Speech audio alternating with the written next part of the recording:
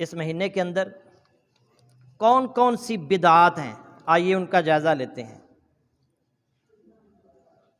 یہ جو رجب کا مہینہ ہے، اس کی جو پہلی جمعرات ہوتی ہے نا، اس میں روزہ لوگ رکھتے ہیں، اور پھر جمعے کی جو رات ہے مغرب اور عشاء کے درمیان ایک نماز پڑھی جاتی ہے جس کا نام ہے صلاۃ الرغائب، جس میں دو دو کر کے 12 رکعتیں پڑھی جاتی ہیں، اور ہر رکعت میں سورہ فاتحہ کے بعد 3 دفعہ سورہ قدر اور 12 دفعہ سورہ اخلاص پڑھی جاتی ہے۔ پھر اس کے بعد 12 رکعتیں جب پڑھ لی جاتی ہیں تو پھر فارغ ہونے کے بعد 70 مرتبہ یہ درود شریف پڑھا جاتا ہے، اللہم صلی علی محمد النبی الامی وعلی آلہ۔ پھر اس کے بعد سجدے میں چلے جاتے ہیں اور 70 مرتبہ پڑھتے ہیں سبوح قدوس رب الملائکۃ والروح۔ اس کے بعد سر اٹھا کر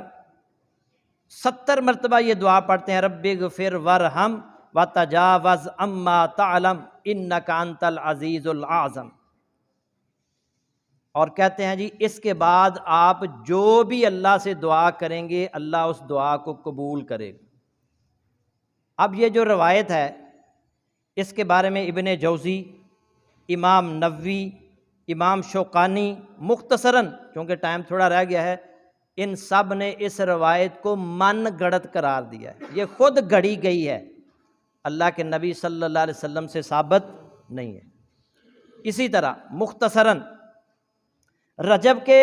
مہینے میں نا مخصوص روزے بھی رکھے جاتے ہیں۔ کہتے ہیں ایک حدیث، یہ بھی موضوع ہے، من گڑت ہے، کہ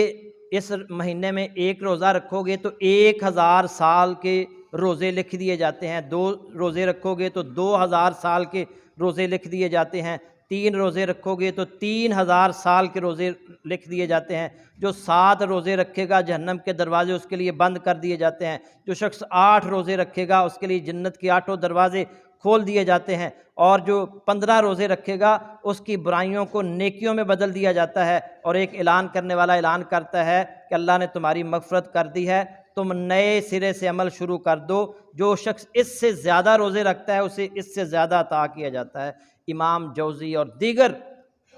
ائمہ نے اس حدیث کو بھی موضوع قرار دیا ہے، من گڑت ہے یہ روایت۔ کتنے عجیب ہیں یہ لوگ جو اللہ کے نبی کی صحیح احادیث ہیں ان کی طرف آنے کی بجائے موضوع روایات، من گڑت روایات کی طرف آ رہے ہیں۔